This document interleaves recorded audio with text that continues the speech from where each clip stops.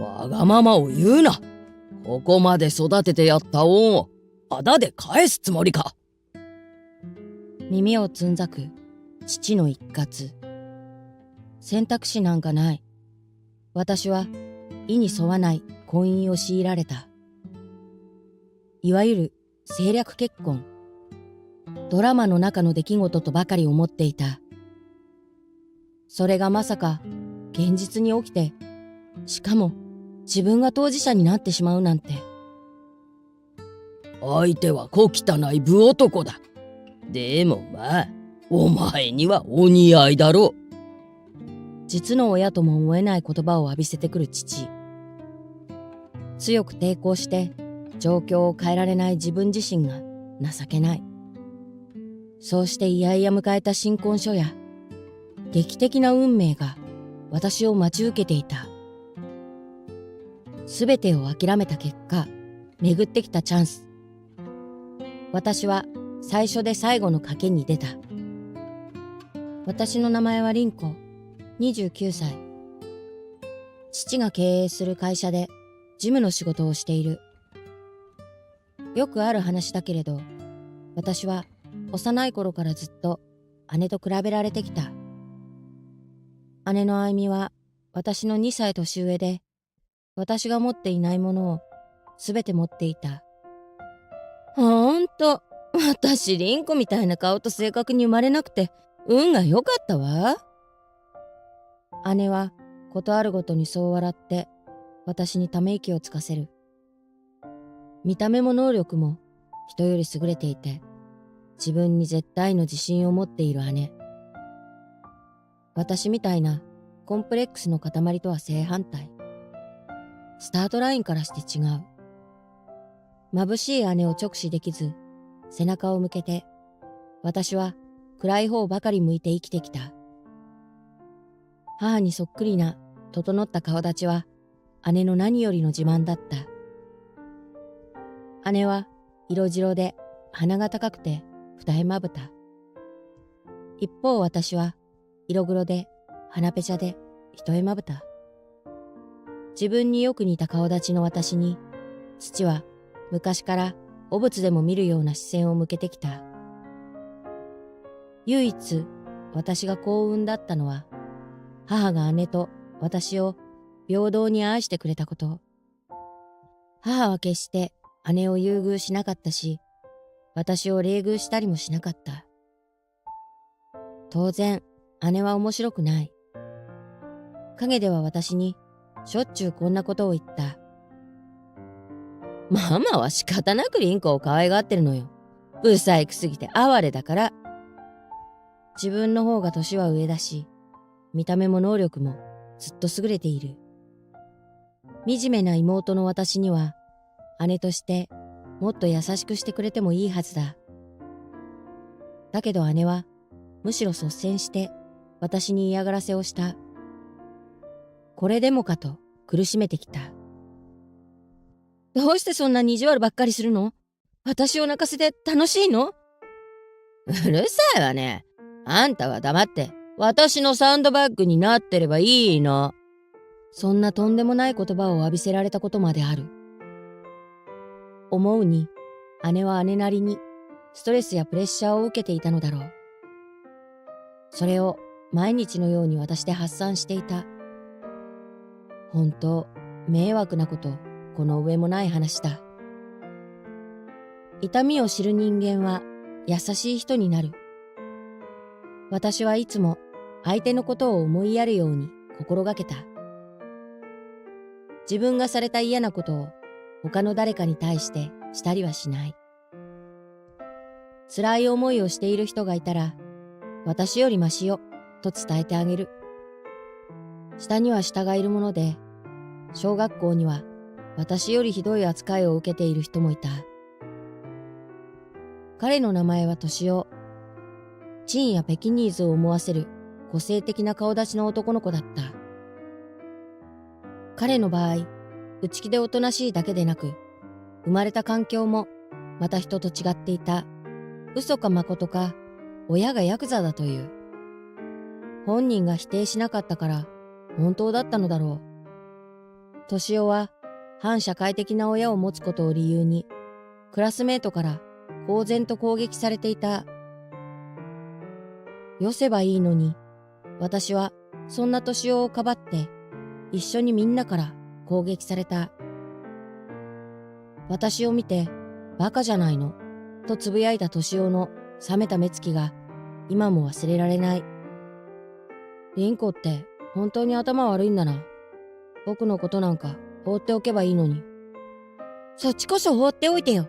私は自分がしたいようにしているだけなの。敏夫と話したのは小学校6年間でその1回きり。卒業と同時に彼はまるで最初からいなかったみたいに私の前から消えた。もちろん当時の私は十数年後に彼と再会するなんて想像すらしていなかった。姉と私の間にある溝は中学校でも高校でも埋まらなかった。むしろ成長するにつれてどんどん開いていったように思える。父はそんな姉をもてはやし、わがままを何でも聞いて一層調子づかせた。私のことはいつだって後回し。そういう状況を父が闘志に例えたのを覚えている。伸びそうな方に力を注ぐのは当然だ。損を承知で投資するバカがいるか。愛情もお金も姉にならともかく私には与えるだけ無駄と言いたかったらしい。親からすっかり見放されていると分かった時のあの失望感といったらなかった。そんな思春期の真っ只中に私はかなり深いダメージを負うことになった。きっかけは最大の理解者であり唯一の味方だった母の他界。私の母は体が弱く持病もあって頻繁に入退院を繰り返していた。そんな母が急激に体調を崩し、あっという間にこの世を去ってしまった。お別れを言う暇さえなかったことを私は今でも心から残念に思っている。もちろん姉も母との別れを悲しがった。母が急逝したのは私のせいだと言って。凛子がママに心配ばっかりかけたせいよ。全部あんたが悪いのよ。そう一方的に私を責めてきた。周りは姉を否定しないから事実はどうあれ私は悪者扱い。母を失った悲しみに孤独感や疎外感まで加わって本当に散々だった。今まで誰からどんなひどいことを言われても最後には母が守ってくれた。その母がいなくなって私はむき出し状態。どこにも逃げ場がなくなってしまった。こうなったらもう仕方ない。自分の身は自分で守るしかない。私は覚悟を決めた。他界した母の代わりに家事を受け持ち、家族の生活に積極的に関わることにした。攻撃は最大の防御という。必要不可欠な存在になれば待遇も変わるに違いない。この作戦は当たって父と姉が私に侮辱的な言葉を浴びせる頻度は格段に減った。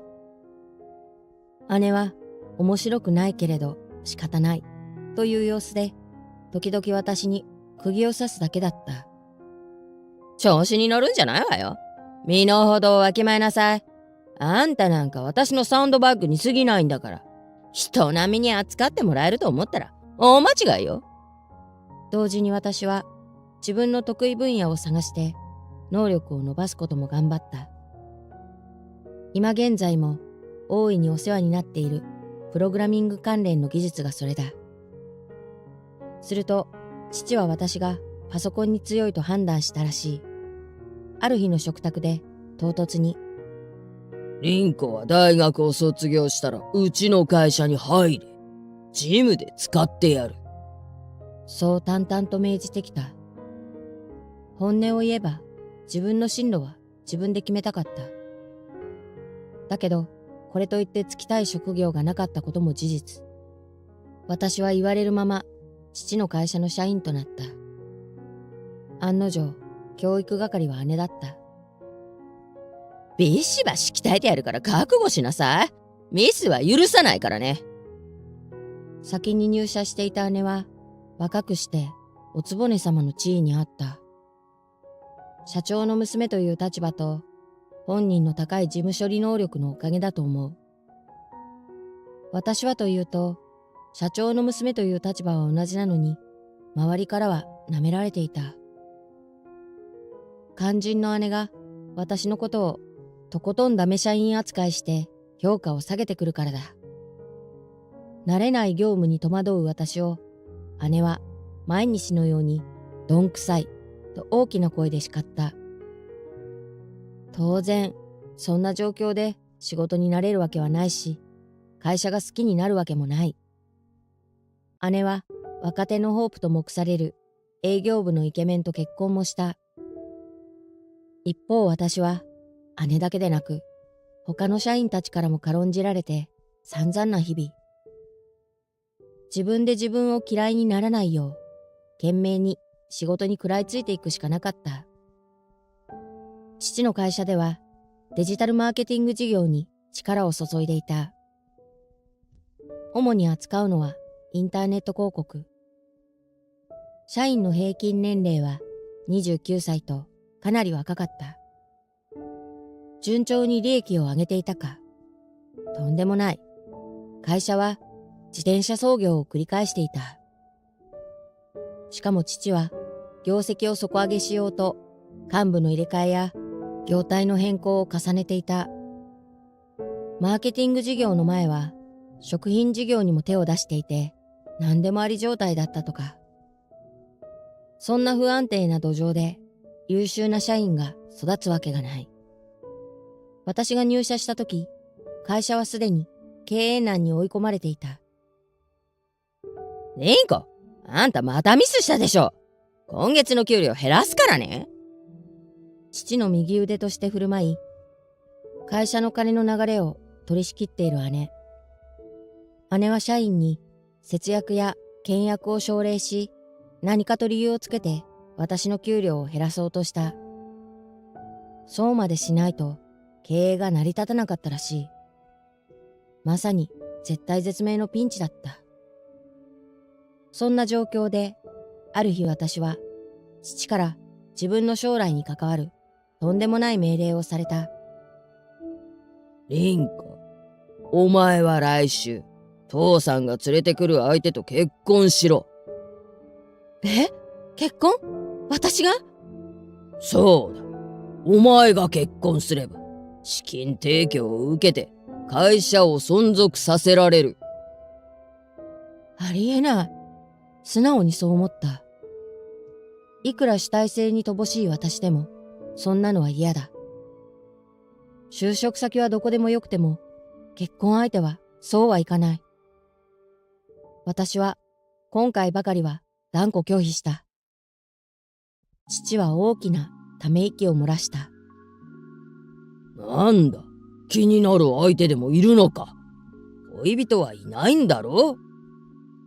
いないけど、だからって誰でもいいなんて思ってない。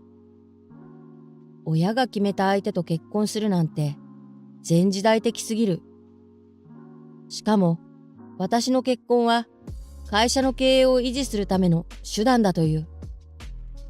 きっとその結婚相手の親から資金援助をしてもらう予定なのだろう。親の経営の道具にされ、本意ではない相手と結婚することになる私。絶対に嫌だった。何度言われても私は頑として首を縦には振らなかった。けれどこの家の誰が私の意志を尊重してくれるだろう。父は声を荒げた。わがままを言うな。ここまで育ててやった恩をあだで返すつもりか。怒鳴ってテーブルを叩く父。ものすごい剣幕で一歩も引かない構えに見えた。どうしても私にこの政略結婚を受け入れさせたいらしい。姉もリビングにやってきて、ニヤニヤしながら席に座った。例の結婚の話？いいじゃない。結婚させてもらったら？そうでもしないと、リンコみたいなブスは一生結婚できないよ。会社のためにもなる。一石二鳥じゃない。相手は小汚い武男だ。でもまあ、お前にはお似合いだろう。実の親とは思えない言葉を浴びせてくる父。妹の悔しがる表情を見て、心の底から嬉しそうな姉。逆らって状況を変えられない自分自身が情けなかった。結局、私は父と姉に命じられるまま結婚することになった。結納の日、私の目の前に現れたのは同世代の男性だった。うつむきがちでネクラっぽい、小汚い武男と評した父の言葉、そのままの印象。チャラチャラした感じの人じゃなかったことはいいけれど、あまり暗いのも困る。おまけに今一つ清潔感がない。これじゃあ結婚相手に困るのも当然だと思った。名前は敏夫。敏夫？その瞬間、十数年前の記憶がフラッシュバックした。敏夫？小学校の頃に同じクラスだったあの敏夫？敏夫の方は驚いてはいなかった。どうやら最初から気がついていたらしい。やっと思い出したか、とでも言いたげな薄笑いを浮かべている。お互いに面識があることがわかると、結婚の話は一層スムーズに運んだ。大々的な式は挙げない。あくまでも内輪で済ませる。資金の提供はそれから。私と同じで、敏夫にも主体性や当事者意識というものがほとんどなかった。結婚といっても形だけ。もしも嫌なら一緒に住まなくてもいいとさえ言われた。その後、あっという間に時間は過ぎて、とうとう迎えた新婚初夜。いくら納得の上で結婚したと言っても、私はやっぱり抵抗があった。そんな私の気持ちを察してくれたらしい。敏夫は強制したりはしなかった。どうする？リンコが嫌なら俺は何もしないよ。黙って眠る。うん、ありがとう。何その体！敏夫の肩から胸のあたりにかけて立派な彫り物があった。おとなしそうな外見からは想像もつかない迫力のあるデザインだ。敏夫はどことなく恥ずかしそうに入れ墨に触れて自重気味に笑った。似合わないだろ。親父にどうしても入れろって言われてさ。それじゃあ親がヤクザだったっていう話は本当だったの？信じてなかったのか？お父さんからも何も聞かされてなかった。敏夫は紛れもなくヤクザの息子で、跡目を継ぐように命じられていた。ヤクザなんてなりたくてなったわけじゃない。と彼は大きなため息を漏らした。私の頭の中は錯綜する情報でいっぱい。どうやら父はヤクザと取引をしたらしい。これは私にとって大きなチャンスかもしれない。最初で最後の最大のチャンスだ。ねえ、敏夫、お願いがあるの。私に協力してくれない？協力？別に構わないけど、何をするつもり？父の会社を潰したい。そして、できればこの結婚もなかったことにしたい。わかった。協力する。お互い、この年で親の言いなりなんてごめんだよな。敏夫は父の会社と自分の組との癒着の証拠を提供してくれた。反社会的組織とのつながりが表沙汰になれば、きっと会社の存続は望めない。思いつく限りすべての準備を整えた私は、満を持して父と姉に向かい合った。リビングはいつになく緊迫していた。父も姉も私が提示した証拠から目を離せずにいる。テーブルの上に並んでいるのは粉飾決算を裏付ける資料だった。資金の一部はヤクザに流れていて、それを粉飾決算で隠していた。そういう理解で間違いないんでしょ？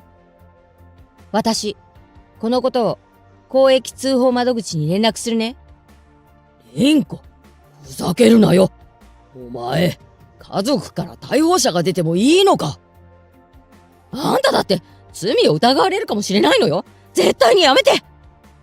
絶対にやめない。知らずに犯罪の片棒を担がされるなんて嫌だもの。会社が潰れるぞ。たくさんの社員が路頭に迷う。それでもいいのか？路頭に迷うのはお父さんと一部の幹部だけでしょ。私はどうでもいい。妙なことは考えないでね。私に何かあったら代わりに協力者がこの事実を暴露してくれる手はずになっているから。